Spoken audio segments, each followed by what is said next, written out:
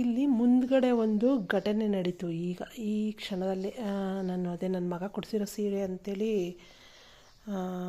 Upload ಮಾಡಿದ್ನಲ್ವ, ತಕ್ಷಣ ಇಲ್ಲೊಂದೇನೋ ಕೂಗಾಡಿದ್ರು ಎಲ್ಲರೂ. ಅಲ್ಲಿ ಹೊರಗಡೆ ಹೋಗಿ ನೋಡಿದ್ವಿ, ಏನೋ ತೊಂದರೆ ಆಗಿದೆ ಅಂತೆ. ಆ ಮನೆಯಲ್ಲಿ ಅವ್ರ ದೊಡ್ಡ ಮಗನೂ ಹಾಗೆ ತೀರೋಗಿರೋದು. ಅದೇ ಇವರು ಜಯಲಕ್ಷ್ಮಿ ಅಂತ ಹೇಳಿದ್ನಲ್ವಾ, ಅದೇ ಥರನೇ ಸೇಮ್ ಎದುರುಗಡೆ, ಇಲ್ಲೇ ಎದುರುಗಡೆ ಮಾದನಾಯಕನಹಳ್ಳಿ ಬಸವೇಶ್ವರ ನಗರ ಬಡಾವಣೆಯಲ್ಲಿ 7th ಕ್ರಾಸಲ್ಲಿ ಇದೀನಲ್ಲ, ಅಲ್ಲಿ ಮುಂದ್ಗಡೆ ಅವರು ಫಿಲಮ್ ಇದಕ್ಕೆಲ್ಲ ಕ್ಯಾಟ್ರಿಂಗ್ ಮಾಡ್ತಿದ್ರಂತೆ, ಅಂದರೆ ಊಟ ಎಲ್ಲ ಇದು ಮಾಡ್ತಿದ್ರಂತೆ ಸಪ್ಲೈ. ಅವ್ರ ಮಗನೂ ಹಂಗೆ ತೀರೋಗಿರೋದು. ಇದ್ದಕ್ಕಿದ್ದಂಗೆ ತೀರೋಗಿರೋನು, ಇದ್ದಕ್ಕಿದ್ದಂಗೆ ಹ್ಯಾಂಗ್ ಮಾಡ್ಕೊಂಡಿರೋದಂತೆ. ನಾವು ಬರೋಕ್ಕಿಂತ ಮೊದಲೇ ನಡೆದಿದೆ ಅದು ಅಂದರು. ಆವಾಗ ನನಗೆ ತಕ್ಷಣ ಜಯಲಕ್ಷ್ಮಿ ನೆನಪು ಬಂದರು. ಜಯಲಕ್ಷ್ಮಿ ಅವ್ರ ದೊಡ್ಡ ಮಗ ಹಾಗೆ ತೀರೋಗಿರೋದಂತೆ. ಅವ್ರಿಗೇನು ಆಸ್ತಿ ಅಂದರೆ ಮನೆಗಳು ಬೇಕಾದಷ್ಟಿದೆ, ದುಡ್ಡಿದೆ, ಎಲ್ಲ ಬೇಕಾದಷ್ಟಿದೆ. ಬಟ್ 2ನೇ ಮಗನಿಗೆ ಮದುವೆ ಆಗಿದೆ, ಮಕ್ಕಳಿದ್ದಾವೆ, 2 ಮಗು ಆದವು.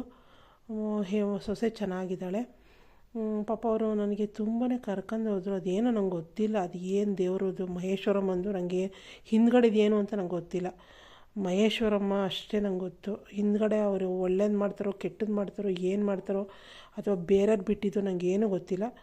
ಒಟ್ಟು ನಾನಂತೂ ಅಮ್ಮ ನಡೆಸಿದ್ದಾರೆ. ಏಕೆಂದರೆ ನನ್ನ ಮಕ್ಕಳಿಗೆ ನನಗೇನಾದ್ರು ತೊಂದರೆ ಮಾಡಿದ್ರು ಅಂದರೆ ಅದು ಅವರೇ ಊಟ ಮಾಡ್ತಾರೆ. ನಾನಂತೂ ಮಕ್ಕಳು ಹಾಳಾಗಲಿ ಅಂತ ಯಾವತ್ತೂ ಹೇಳಿಲ್ಲ. ನಾನು ಇವತ್ತು ಹೇಳ್ತೀನಿ, ನನ್ನ ಮಗ ನಿಜವಾಗ್ಲೂ ಹೇಳ್ತಾನೆ, ಇಡೀ ಪ್ರಪಂಚಕ್ಕೆ ಗೊತ್ತಾಗೋಂಥ ಒಂದು ಬೆಳಕದು. ನನ್ನ ಮಗಳು ಅಷ್ಟೇ. ಹಂಗಂತೇಳಿ ನಾನು ನನ್ನ ಅಕ್ಕ ತಂಗಿಯರ ಮಕ್ಕಳನ್ನೇನು ನಾನು ಹೀಯಾಳಿಸಲ್ಲ ಅಥವಾ ಬೇರೆಯವ್ರನ್ನೇನು ನಾವೇನು ಹೀಯಾಳಿಸಿಲ್ಲ. ಬಟ್ ನನಗೆ ಆವಾಗ ಈ ಸೀರೆ ನೆನಪಂತು. ಒಂದು ಸರಿ ಲಾಫಿಂಗ್ ಕ್ಲಾಸಿಗೆ ಇದೆಲ್ಲ ಆದಮೇಲೆ ಪ್ರೈಸ್ ಎಲ್ಲ ಸಿಕ್ಕಿಲ್ಲ. ಆದಮೇಲೆ ಒಂದು ಸರಿ ಲಾಫಿಂಗ್ ಕ್ಲಾಸಿಗೆ ಹೋಗಿದ್ದೆ. ಆಮೇಲೆ ಅವರು ಜಯಲಕ್ಷ್ಮಿ ಸಿಕ್ಕರು. ಎಲ್ಲ ಮಾತಾಡಿದ್ವಿ. ಅವರು ಅಲ್ಲಿ ಲಾಫಿಂಗ್ ಕ್ಲಾಸಲ್ಲಿ ಒಬ್ಬೊಬ್ಬರು ಇಡ್ಲಿ ಕೊಡಿಸ್ತಿದ್ರು, ಒಬ್ಬಳು ಏನೇನೋ ಕೊಡಿಸ್ತಿದ್ರು. ಅವರು ಚೀಟಿ ಎಲ್ಲ ಮಾಡ್ಕೊಂಡಿದ್ರು. ನಾನು ಹೋಗೋದ್ರಿಗೆ ಚೀಟಿ ಆಗಿಬಿಟ್ಟಿತ್ತು. ಚೀಟಿಗೊಂದು ಸೇರಿಸ್ಕೊಂಡಿಲ್ಲ ನನ್ನನ್ನು. ಆಮೇಲೆ ಚೀಟಿ ಇಲ್ಲ ಅಂದ್ರೂ ಕರಿತಿದ್ರು, ಅಯ್ಯೋ ಬನ್ನಿ ಚೀಟಿ ಇದ್ದಾಗ ಬನ್ನಿ, ಎಲ್ಲರೂ ತಿಂತಾರೆ, ನೀವು ತಿನ್ನುವಂತ. ಅವ್ರು ಜಯಲಕ್ಷ್ಮಿ ಯಾವಾಗಲೂ ಹಂಗಂತಿದ್ರು, ಅಯ್ಯೋ ಬನ್ನಿರಿ, ಯಾಕೆ ಇದ್ದಾಗ ಕೊಟ್ರಾಯ್ತು, ನೀವೇನು ಸಣ್ಣ ವಸ್ತು ಕೊಟ್ಟರು ಹೀಗಾಗುತ್ತೆ, ಬನ್ನಿ ಅಂತ ಕರಿತಿತ್ತು ಆ ಅಮ್ಮ. ಗೊತ್ತಿಲ್ಲ ನನಗೆ, ಅಲ್ಲ ಮುಂದ್ಗಡೆ ಹೆಂಗೆ ಹಿಂದ್ಗಡೆ ಹೆಂಗೆ ನನಗೇನೂ ಗೊತ್ತಿಲ್ಲ. ಒಟ್ಟು ಅವ್ರು ಕರಿತಿದ್ರು ಅಷ್ಟೇ ಗೊತ್ತು. ನಂಗೆ ಈ ಸೀರೆ ನೆನಪಂತು. ಆವಾಗ ಈ ಸೀರೆ ನನ್ನ ಹತ್ರ ಇದನ್ನು ತೆಗೆದಾಕೋಣ ಅಂದ್ರೂ ನನಗೆ ಅದು ಮನಸ್ಸಿಲ್ದೇ ನಾನು ಇದನ್ನ ಇಟ್ಕೊಂಡಿದ್ದೀನಿ, ನಿಜವಾಗ್ಲೂ ಇಟ್ಕೊಂಡಿದ್ದೀನಿ. ಇದನ್ನು ಕೊಟ್ಟವರು ನನಗೆ ನನ್ನ ಹತ್ರ ಚೆನ್ನಾಗೇ ಇದ್ದರು. ಅವರು ನನ್ನ ಹತ್ರ ಚೆನ್ನಾಗಿದ್ದು, ಅವ್ರದ್ದು ಹತ್ರ ಬುಕ್ ಇಸ್ಕೊಂಡು ಹಾಡೆಲ್ಲ ಬರ್ಕೊಂಡಿದ್ದೀನಿ.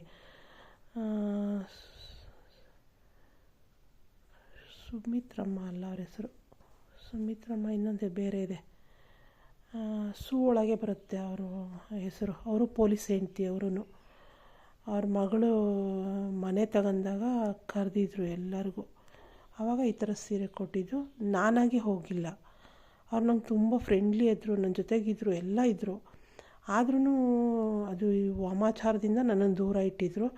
ನಾನು ತಲೆ ಕೆಡಿಸ್ಕೊಂಡಿರಲಿಲ್ಲ. ನನ್ನ ಪಾಡಿ ನಾನು ಸುಮ್ಮನೆ ಇದ್ದೆ. ಏನೇ ಇದು ಮಾಡಿದ್ರು ನಾನು ಯಾರು ಕರೀಲಿಲ್ದಂಗೆ ಇರಲಿ, ಅವರೇ ಗ್ರೂಪ್ ಕಟ್ಕೊಳ್ಳಿ, ಅವರವರೇ ಹೋಗಿ ಭಜನೆ ಮಾಡ್ಕೊಳ್ಳಿ, ಏನೇ ಮಾಡಿದ್ರು ನಾನು ಸುಮ್ಮನೆ ಇದ್ದೆ. ಯಾಕೆಂದರೆ ನನಗೆ ಗೊತ್ತಿತ್ತು ಇದು ಪ್ರಾಬ್ಲಮ್ ಆಗಿದೆ ಇಲ್ಲಿ ಅಂತ. ಯಾಕೆಂದರೆ ನಮಗೆ ಯಾವ ಫಸ್ಟ್ ಪ್ರೈಸ್ ಬಂತೋ ಆವಾಗ ಪ್ರಾಬ್ಲಮ್. ಆಮೇಲೆ ಸುವರ್ಣ ಸ್ಟಾರಿಗೆ ಹೋಗಿ ಯಾವಾಗ ನಮ್ಗೆ ಅವಮರ್ಯಾದೆ ಮಾಡಿದ್ರು ನಂಗೆ ಗೊತ್ತಾಯ್ತಿದ್ದು. ಅರುಣ ಅಲಿಯಾಸ್ ರಜತ್ ಕೆಲಸ ಅಂತ ಗೊತ್ತು ನನಗೆ. ಆವಾಗಿಂದ ನನಗೆ ಮಗನಿಗೆ ತುಂಬ ತೊಂದರೆ ಮಾಡ್ತಾ ಬಂದ.